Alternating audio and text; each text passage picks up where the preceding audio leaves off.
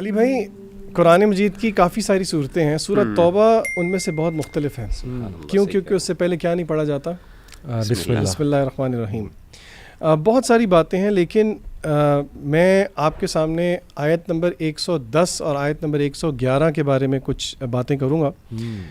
اہل ایمان اور مسلمان، ایک اہل ایمان اور ایک مسلمان کی بہت ساری صفات ہیں جو ہو سکتی ہیں، لیکن میں سمجھتا ہوں کہ ایک اہل ایمان کے تقاضے کی جو ایک لمٹ ہے یا ایک پیک ہے، وہ یہ ہے کہ جب میدان جہاد کے اندر جان کا نذرانہ بھی پیش کرنا پڑے تو وہ پیش کر دے.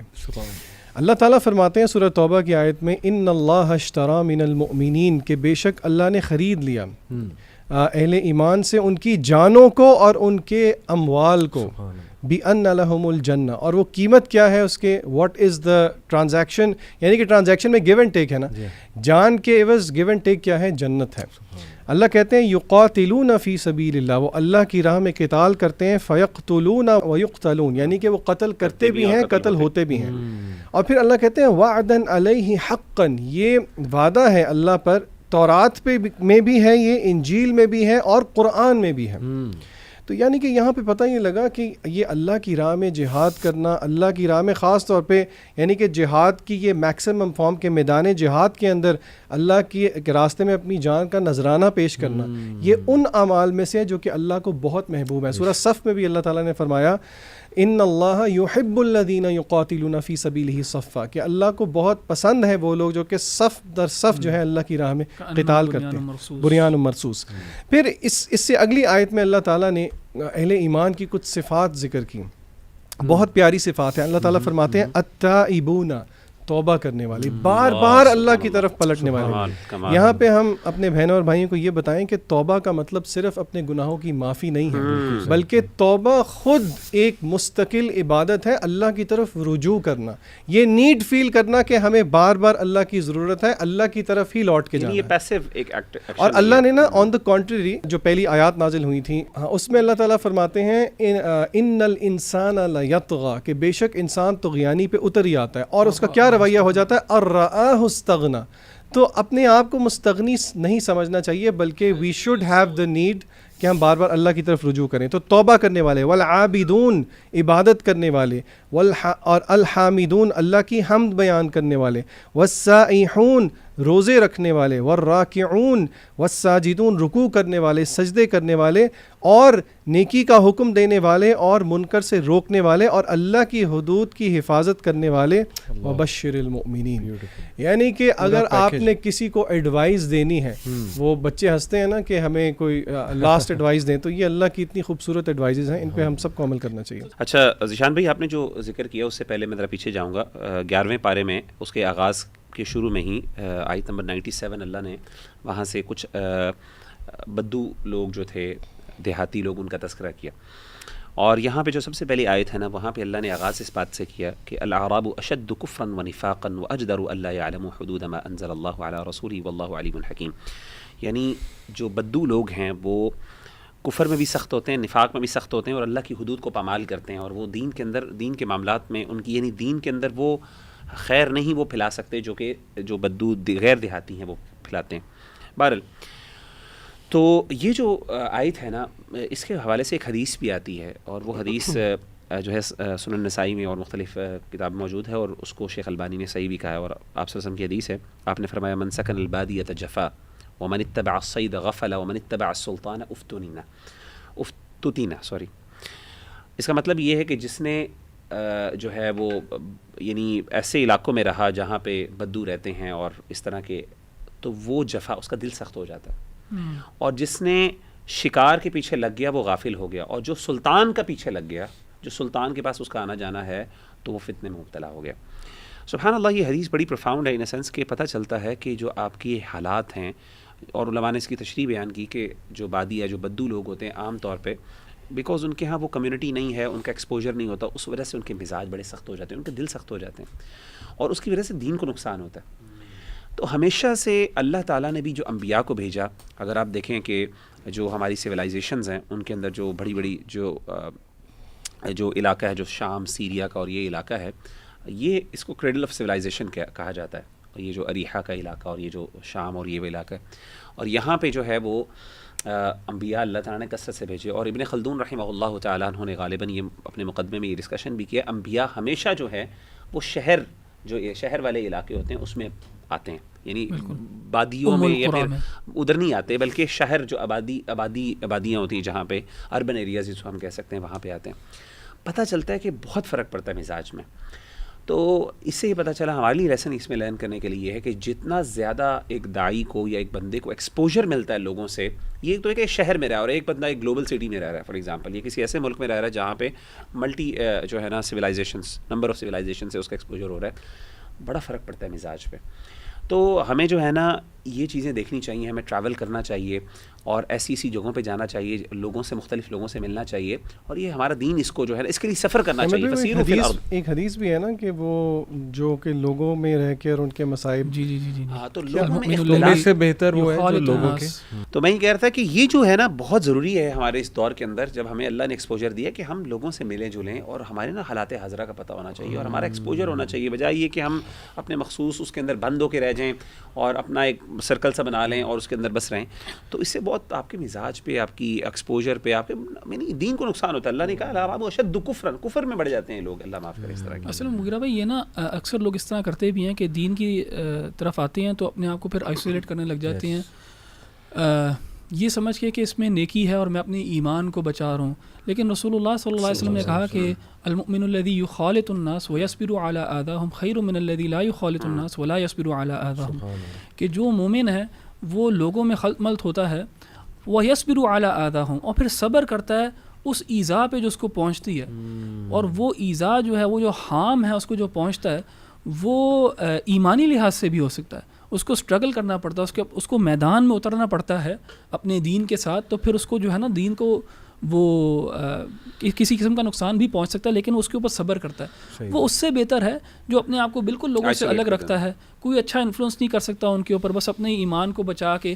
وہ تو ایک ٹائم ہے اس قسم کا جب فتنہ اس لیول کے اوپر ہوگا کہ شاید یہ چیز زیادہ مستحب ہوگی، لیکن ویسے جنرلی جو ڈیفالٹ پوزیشن ہے وہ یہی ہے کہ لوگوں میں اٹھنا بیٹھنا اور ان کو اچھی طرح انفلوئنس کرنا، وہ مومن زیادہ بہتر ہے بجائے اس سے جو اپنے آپ کو آئسولیٹ کر لے. زبردست. ذیشان جو آپ نے ماشاءاللہ ورڈز کوٹ کی 112، میں اس پہ ایک آپ کو چھوٹی سی بات بھی بتاتا ہوں، بلکہ آپ کو یاد ہوگا فیئر ویل ہوئی اسلامک اسکول جہاں ہم دونوں اکٹھے پڑھاتے تھے، بچے اب وہ آئے کہ شرٹ پہ سائن کر دیں، وہ ایک ٹرینڈ ہے ہمارے یہاں ظاہر ہے.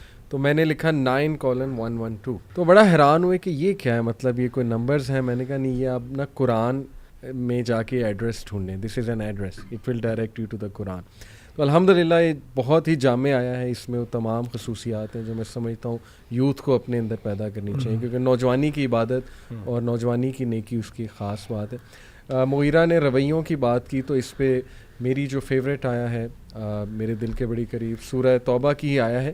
اٹ از ورس نمبر 128، اور اس میں اللہ کے نبی صلی اللہ علیہ وسلم کے بارے میں اللہ 4 ان کی کوالٹیز کا ذکر کرتے ہیں وچ وی شوڈ ایمولیٹ. وہ کیا ہیں؟ لقد جاءکم رسول من انفسکم عزیز علیہ ما عنتم حریص علیکم بالمؤمنین رؤوف الرحیم. Translation: There has certainly come to you a messenger from among yourselves.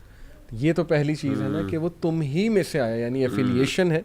تو پہلی جو چیز ہے جی وہی ہے عزیز علیہ ما عنتم، ہی گریوز وین یو سفر. سبحان اللہ، اس کو دکھ ہوتا ہے، یعنی ایک ریلیشن، ایک ایموشنل ریلیشن ہے تمہارا، ایموشنل ریلیشن ہے. وہ غم میں جاتے ہیں جب وہ تمہیں سفر ہوتے دیکھتے ہیں، یعنی سنسیریٹی ہے، آؤٹ آف سنسیریٹی. حریص علیکم، he is concerned over you. بالمؤمنین رؤوف الرحیم، he is kind towards the believers and merciful. تو یہ 4 چیزیں ہیں کہ نمبر 1 کسی کو غم میں دیکھ کے، دکھ میں دیکھ کے خود بھی دکھی ہو جانا. ایک اسکالر ہے، ان کا بڑا مشہور جملہ، ہی سیڈ کہ اگر تم کسی کو دکھ میں دیکھو اور اس کی مدد کرنے پہ قادر ہو اور مدد نہ کرو تو تم حاجی ہو سکتے ہو، تم عابد ہو سکتے ہو، تم محدث ہو سکتے ہو، لیکن تم نیک نہیں ہو سکتے. تو دیکھیے یہ جو پہلی چیز ہے نا کہ گریو کرنا، فیل کرنا دوسروں کی پین. نمبر 2 حریص علیکم، ایمپتھی بھی کہتے ہیں نا اس پہلی سے، ایگزیکٹلی. حریص علیکم، he is concerned over you. دعوت کا سارا جو بیسس ہے وہ ہے کنسرن. ہم دعوت اس لیے دیتے ہیں کہ اگلا میری بات مان لے, میری واہ واہ ہو جائے, اور ہم کہتے ہیں جی ایک دن میں بس وہ کنورٹ ہو جائے, ایک دن میں ہم جو ہے وہ عمر بن الخطاب بنا دیں اس بندے کو, جبکہ اس کی بنیاد یہ ہے کہ بھائی آؤٹ آف کنسرن ہم کر رہے ہیں کہ اس کو بچا لیں, اس کو کسی طرح قریب لیں. جیسے ابھی ریسنٹلی ایک اسکالر مجھے ملنے آئے ہوئے تھے, انہوں نے بڑی خوبصورت بات کی, کہتے ہیں آپ اللہ سے یہ دعا کریں کہ چلیں علم تو ہے لیکن یہ کہ وہ تڑپ بھی دے دیں جو نبی کی تڑپ تھی, اور وہ تڑپ یہ تھی کہ وہ اسٹریٹس میں کھڑے ہو کے انتظار کرتے تھے لوگوں کا کہ وہ آئیں اور میں انہیں بتاؤں اور بچا لوں کسی طرح. So that's the second thing. اور بالمؤمنین رؤوف رحیم, کائنڈ اینڈ مرسیفل. اب دیکھیں پیرنٹنگ میں بھی یہی 4 چیزیں آج آگے کہ آپ اپنے بچے کے ساتھ بہت زیادہ کنسرنڈ ہیں اور آپ کو دکھ ہوتا ہے اسے دکھ میں دیکھ کے, اور کائنڈ بھی ہیں, مرسیفل بھی ہیں, اور اوور آل میں سمجھتا ہوں ہم سب کو یہ ایمولیٹ کرنے کی ضرورت ہے, یہ 4 چیزیں. So that's my favourite. اچھا, اس میں نا میں ایڈ کرنا چاہوں گا, آپ کی جو یہ 4 کوالٹیز آپ نے مینشن کی نا, اس میں من انفسکم سے نا ریلیٹیبلٹی بھی آتا ہے. ہاں یہ میں کہہ رہا ہوں. ہاں جی, کہ جو لیڈر ہے یا جو بھی گائیڈ ہے, ٹیچر ہے, اس کے اندر ریلیٹیبلٹی بھی ہونی چاہیے اپنے سبجیکٹس کے ساتھ. تو رسول اللہ صلی اللہ علیہ وسلم جو ہے انہی میں سے تھے, تو ان کو بہت اچھی طرح جانتے تھے, انہی کی زبان بولتے تھے, ان کے کانٹیکسٹ کو سمجھتے تھے, ان کے مزاج کو سمجھتے تھے, پھر ایمپتھی بھی تھی ان کے اندر, مرسی بھی تھی. تو یہ یعنی بہت خوبصورت کوالٹیز ہیں جو نا ہمارے اندر یہ ہونی چاہیے. اچھا, سورہ توبہ کا جو ہے نا وہ چل رہا ہے نا ڈسکشن.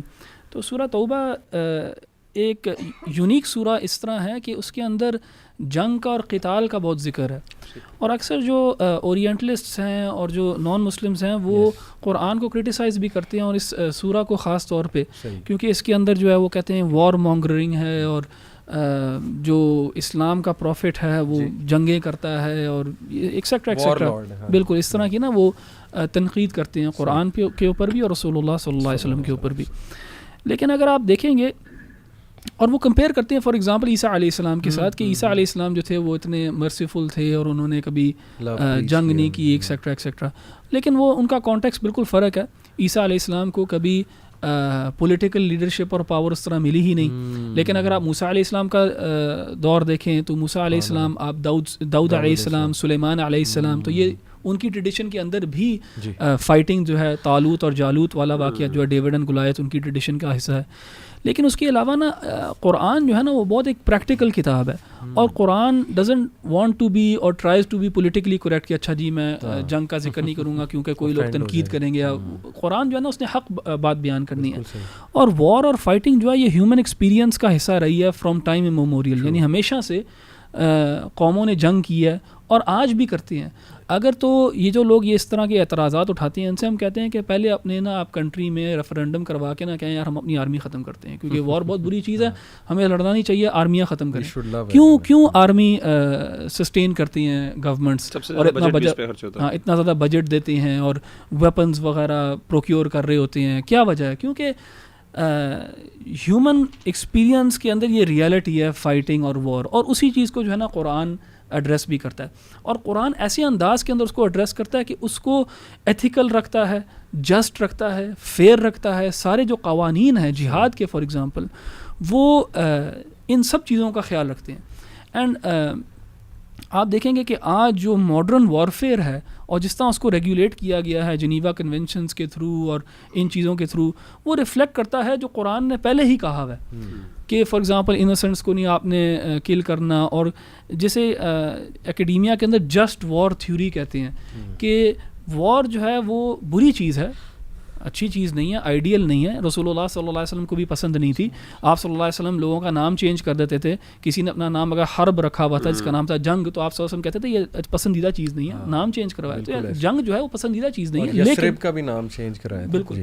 تو جنگ جو ہے وہ پسندیدہ چیز نہیں ہے, لیکن وہ ایک نیسیسٹی ہے, اور اس کو جب وہ نیسیسٹی پیش آئے تو پھر اس کو کس طرح سر انجام دینا, اس کو ریگولیٹ کرنا چاہیے.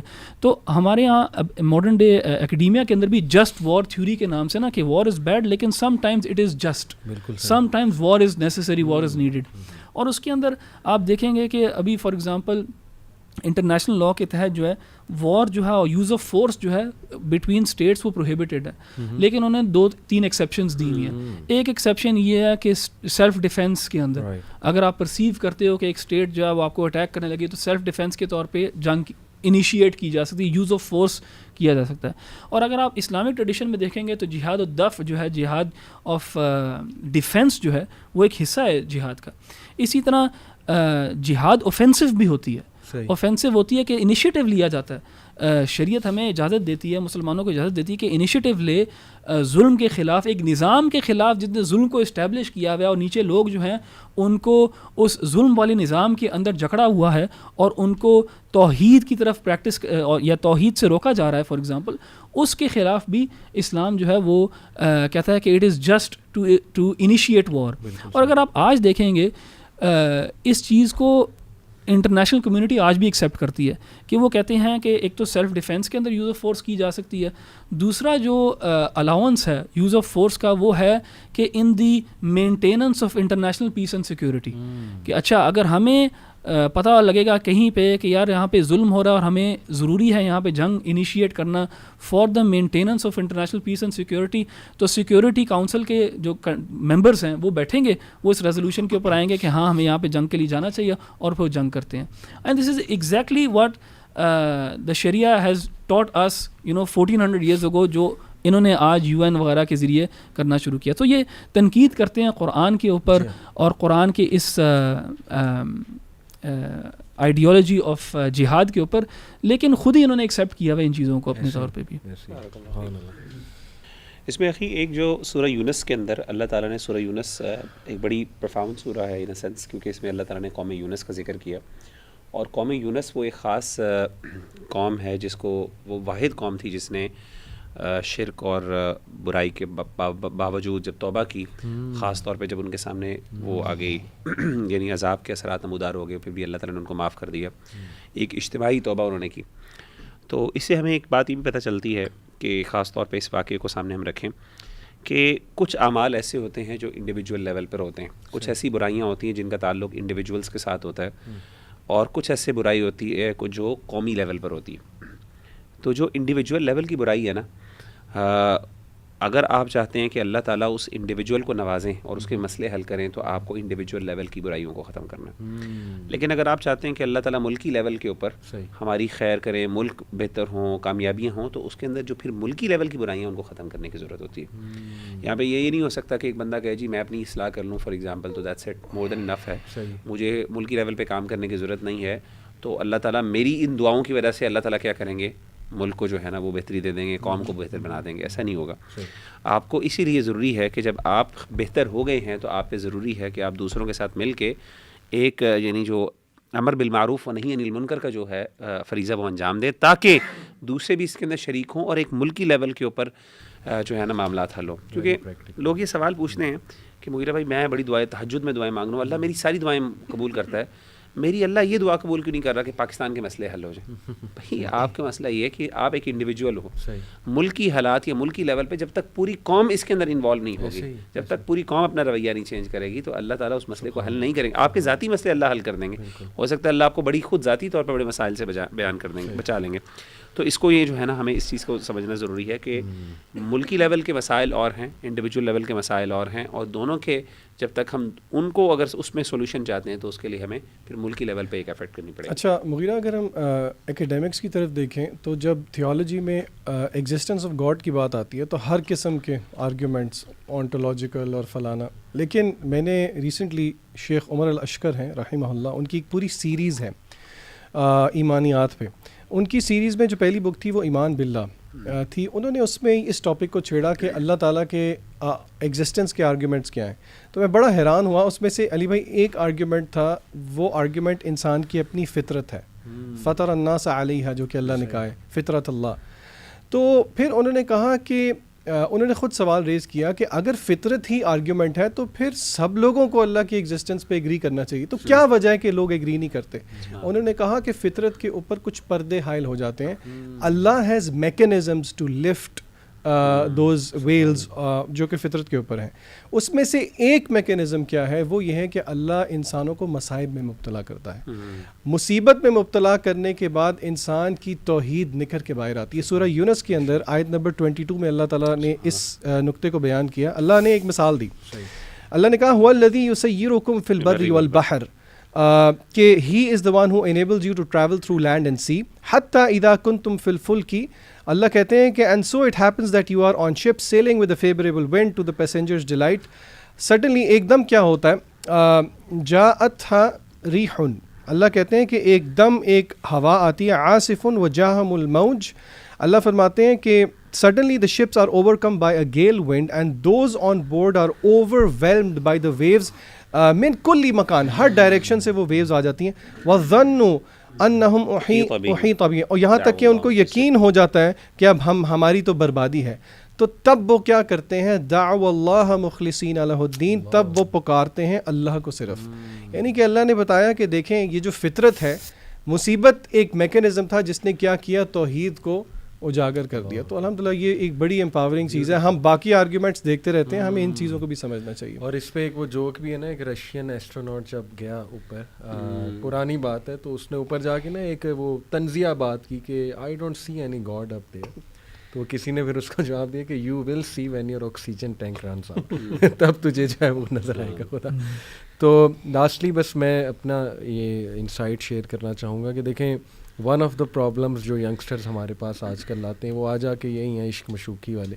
میں نے کسی سے دل لگایا, اس کے بعد مجھے ٹھوکر پڑی وہاں سے اور بات نہیں بنی, یہ وہ. تو بلکہ وہ مزے کی بات ہے, ایک ینگسٹر میرے پاس آیا, کہتا سر وہ میرا بریک اپ ہو گیا, میں بہت زیادہ غم میں ہوں, دکھ میں. میں نے کہا پتر تو ضرور نا, کبھی بار سوری آپ کی بات کر رہا ہوں, کبھی بار علی بھائی جو عمر رضی اللہ عنہ کا جو درہ تھا نا, وہ بھی ایک جواب ہوتا ہے.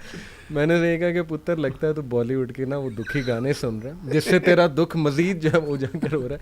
میں نے اپنی ایک ورک شاپ میں, یہ میں کوٹ بھی کر دیتا ہوں, بہت پرانا ایک سانگ ہے, اس کے لیرکس کوٹ کی اور پھر یہ آیت سنائی. وہ اس میں ہے کہ مجھ کو سزا دی پیار کی, ایسا کیا گناہ کیا. تو دیکھیے یہ جو ورس ہے نا, یہ جواب ہے اللہ سبحانہ تعالیٰ کی طرف سے انسانوں کو. سورہ یونس کی ورس 44 ہے, ان اللہ لا یظلم الناس شیئا ولکن الناس انفسہم یظلمون. کہ دیکھو بے شک اللہ سبحانہ و تعالیٰ جو ہے تم پہ ظلم نہیں کرتا, بلکہ لوگ خود اپنے اوپر جو ہے وہ ظلم کرتے ہیں. اور if we all look at our lives, جب ہم نے ٹھوکر کھائی ہے, اس کی مین وجہ کیا تھی؟ رانگ ڈیسیژن, حد توڑنا, اللہ کی حد توڑنا, سننا کو فورسیک کرنا, یا اپنی ڈیزائر شہوات کو فالو کرنا. تو دیکھیں یہ چار چیزیں کہ بہت سے لوگ رانگ ڈیسیژنز لے لیتے ہیں شریعت کے مخالف جا کے. دوسری بات, دے فالو دیئر ڈیزائرز, اللہ نے جو بات بتائی ہے وہ نہیں, اپنی ڈیزائرز کو فالو کرنا. تیسرا فورسیکنگ سننا, سورہ نور کی آیت اللہ کہتے ہیں کہ ان کو ڈرنا چاہیے یہ کسی فتنے میں نہ پڑ جائیں, تمہیں جو ہے یہ انکار کر رہے ہیں اور تمہیں رسپیکٹ نہیں دے رہے. اور چوتھا جو آپ نے احمد بھائی بات کی بڑی امپورٹنٹ, کہ فورسیکنگ اور اگنورنگ دا کمانڈمنٹس آف اللہ. تو دیکھیں the message is very clear. اللہ نے یہ بتا دیا تھا آدم علیہ السلام کو جب بھیجنا تھا, تو بتا کر بھیجا کہ ومن اعرض عن ذکری فإن له معیشۃ ضنکا, جو کوئی بھی میری اس سے آراز کرے گا میری انسٹرکشن سے, وہی سے, تو پھر اس کے لیے ایک ڈیفیکلٹ لائف ہے. یہ پہلے سے تم لوگ جو ہے وہ جان لو. تو we should never become negative of اللہ سبحانہ و تعالیٰ. اللہ سبحانہ و تعالیٰ ہم سے بلکہ محبت کرتا ہے, ہمیں نکالنا چاہتا ہے, اور ہم کہیں پھنس گئے ہیں تو وہ ہماری اپنی مسٹیک ہے, موسٹلی وہ ہماری اپنی مسٹیک ہے, اللہ کہ کوئی آزمائش آ جائے. تو جو whatever the case is, we should turn back to اللہ سبحانہ و تعالیٰ. اور یہ دعا جو ہے نا, لا الہ الا انت سبحانک انی کنت من الظالمین, کہ اللہ میں ظالم ہوں, تو پاک ہے, تیری طرف سے کچھ نہیں, یہ میرا ہی ظلم تھا اپنے اوپر. دیٹ از ویری امپاورنگ دعا الحمدللہ. اسی کے ساتھ نا مجھے علی بھائی آپ کی بات سے یاد آیا کہ اس پارے میں نا سورہ التوبہ میں کعب بن مالک کا بھی نا ذکر ہے. جی, انہوں نے بھی نا اپنے اوپر ایک لحاظ سے نا زیادتی کی, اور وہ پروکیسٹینیشن جو ہے نا اس کی وجہ سے, کہ انہوں نے کہا ہاں کر لوں گا. اور واقعہ لمبا ہے وہ, جس میں وہ تبوک کی ایکسپیڈیشن پہ نہیں جا سکے رسول اللہ صلی اللہ علیہ وسلم کے ساتھ, اور ان کی نیت بالکل یعنی سنسیئر تھے وہ, اور وہ ان کے اندر کوئی بھی اس طرح کا خیال بھی نہیں تھا کہ میں پیچھے رہ جاؤں گا اور کوئی بہانہ بنا دوں گا. لیکن وہی پروکیسٹینیشن, اب آج کا کام کل کے اوپر ڈال دینا اور کہنا کہ ہاں کر لوں گا, تو اس کی وجہ سے جو ہے نا ان کو کافی ندامت ہوئی. اور پھر جب رسول اللہ صلی اللہ علیہ وسلم واپس بھی آئے تو انہوں نے سچائی کا دامن تھاما. ہاں بالکل, کیونکہ بہت زیادہ اور لوگ تھے جو منافقین میں سے جو آ کے رسول اللہ صلی اللہ علیہ وسلم کو بہانے بنا رہے تھے, تو آپ صلی اللہ علیہ وسلم نے ان کو کچھ نہیں کہا, لیکن انہوں نے آ کے نا صحیح بات بتا دی کہ میرے پاس کوئی عذر نہیں ہے سوائے اس کے کہ میں لیزی ہو گیا تھا بیسکلی.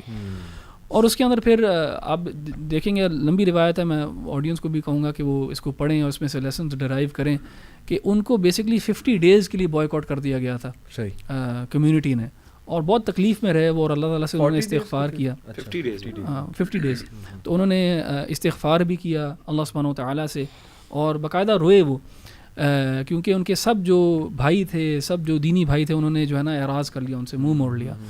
تو لیکن اللہ تعالیٰ نے اس کے بعد ان کی جو ریپینٹنس ہے اس کو کدھر مینشن کیا قرآن کے اندر, ٹائم لیس کر دیا اس کو, کہ آج بھی ہم پڑھتے ہیں وہی آیات جن میں اللہ تعالیٰ ذکر کرتے ہیں کہ اللہ تعالیٰ نے ان کو معاف کیا. تو بلکہ باقی صحابہ نے کہا کہ تمہیں جو اللہ تعالیٰ نے تحفہ دیا, کاش ہمیں بھی اللہ تعالیٰ وہ یہ تحفہ دیتا ہے اس چیز کا. اس میں آخری جو میں ایک پوائنٹ تھوڑا سا شیئر کرنا چاہتا ہوں. آیت نمبر یونس, سورہ یونس جو ہے نا بہت امپورٹنٹ ہے توحید اور شرک کے حوالے سے. اللہ تعالیٰ نے توحید کے بہت سے مسئلے حل کیے ہیں اس میں, خاص طور پہ عقیدے کے مسئلے. آیت نمبر 18 میں اللہ تعالیٰ فرماتے ہیں وَيَعْبُدُونَ مِن دُونِ اللَّهِ مَا لَا يَضُرُّهُمْ وَلَا يَنفَعُهُمْ وَيَقُولُونَ هَؤُلَاءِ شُفَعَاؤُنَا عِندَ اللَّهِ, کہ وہ اللہ تعالیٰ کی عبادت کرتے ہیں, اللہ کو چھوڑ کے وہ عبادت کرتے ہیں ایسے بندوں کی, ایسی یعنی اینٹیٹیز کی جو ان کو نہ کوئی فائدہ دیتی ہے نہ ان کو کوئی نفع دیتی ہے, نقصان دیتی ہے. اور وہ کہتے ہیں کہ هَؤُلَاءِ شُفَعَاؤُنَا عِندَ اللَّهِ, یہ ہمارے اللہ کے ہاں سفارشی ہیں. اللہ کہتے ہیں قل, ان سے کہہ دیجیے اتنبئون اللہ بما لا يعلم فی السماوات ولا فی الارض, کیا تم اللہ کو ایسی چیز کی خبر دیتے ہو جس کا اللہ کو پتہ ہی نہیں, یعنی جو آسمان و زمین پتہ نہیں. یعنی سرکاسٹکلی اللہ تعالیٰ تنزن کہہ رہے ہیں سبحانہ, وہ بہت پاک ہے, وتعالی, اور بہت بلند ہے اس سے, عما یشرکون, جسے تم شرک کرتے ہو. اس سے پتہ چلا کہ ہمارے ہاں یہ بات سمجھنے والی ہے کہ کفار مکہ بھی جب وہ عمومی طور پہ جنرلی کفار مکہ بھی جب وہ شرک کرتے تھے تو وہ ان کو اپنے خداؤں کو یہ نہیں کہتے تھے کہ یہ ہمارے خدا ہیں. ایکچولی دے یوز ٹو سے کہ یہ شفاعہ ہیں, یہ سفارشی ہیں, انٹرمیڈیریز ہیں. ہمارے ہاں بھی اللہ معاف کرے آج کل مسلمان انفارچونیٹلی اس طرح کی برائیوں میں پڑھتے ہیں, شرک میں پڑھتے ہیں, اور وہ کہتے ہیں کہ ہم ان کو کچھ نہیں کہتے. وہ ان سے مانگتے ہیں, ان سے دعائیں مانگتے ہیں, ان سے بچے مانگتے ہیں, اللہ معاف کرے رزق مانگتے ہیں, سب کچھ مانگتے ہیں, اور اس کے بعد کہتے ہیں کہ جی ہم تو نہیں, یہ تو ہمارے سفارشی ہیں, یہ تو وسیلہ ہے ہمارا اللہ تک پہنچنے کے. اللہ معاف کرے. قرآن مجید نے اس بات کو کہا ہے کہ ایگزیکٹلی ان کا کلیم تھا. ان میں کہیں بھی قرآن مجید میں کسی جگہ پہ بھی, بلکہ اللہ نے ملٹیپل ٹائمز میں ملٹیپل جگہوں پہ جا کے وضاحت کی ہے کہ ان میں کہیں جگہوں پہ انہوں نے یہ نہیں کہا کہ ہم ان کو خدا مانتے ہیں, انہوں نے ہمیشہ کہا کہ ہم سفارشی ہیں, اللہ کے ہاں ہمیں قریب کرنے والے ہیں. اسی طریقے سے شفاعون اور بھی کئی آیات ہیں. تو ہمیں اپنی عقیدے کی اصلاح بہت ضروری ہے, اس میں یہ سمجھنا چاہیے. اور اللہ نے کہا کہ اللہ تعالیٰ شرک سے عما یشرکون, اللہ نے اس کو شرک قرار دیا, اور اللہ نے کہا کہ اللہ بہت پاک اور بلند ہے اس چیز سے جو وہ شرک کرتے ہیں. تو اللہ تعالیٰ ہمیں شرک سے بچائے, اللہ تعالیٰ ہمیں صحیح معنوں میں سچی توبہ کرنے کی توفیق عطا فرمائے, جس طرح کعب بن مالک اور ان کے جو ساتھی تھے 2, ان کو اللہ تعالیٰ نے توفیق دی. السلام علیکم و رحمۃ اللہ وبرکاتہ.